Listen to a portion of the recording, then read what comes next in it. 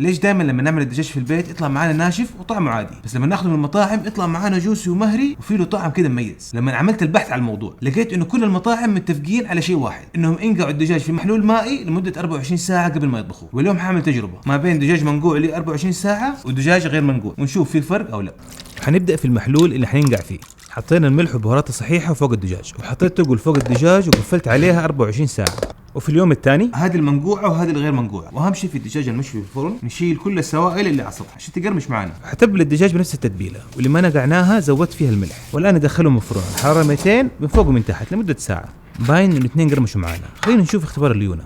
هذه اللي نقعناها يا جماعه زبده، والعاديه طلعت معانا برضو لينه بس مو باليونه المنقوعه. عندنا الدجاجتين الان حنشوف قد ايش هي طريه وكيف طعمها. نشوف صدر،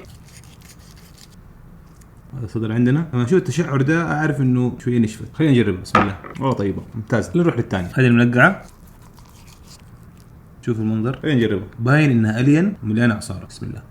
يا الله. اول شيء اللقمه حقت المنقعه مليانه عصاره وطعمها خرافي. طعم الملح والامور دي كلها داخل جوه الدجاج. بصراحه اول مره اكل صدر دجاج اشتهيه كده، دائما يطلع معايا ناشف. شوف كيف الملوح داخله. والله هذا مره طعم. مشكله لو مستوى قريب حقول لكم، بس المستوى بعيد. هذه الدجاجه مو طعمه كلها نكهات. الدجاجه دي اوكي فيها نكهات تتبيل بس من جوا طعمها مره ساده. بصراحه من يوم طالع ما حطبخ الدجاج الا منقوع.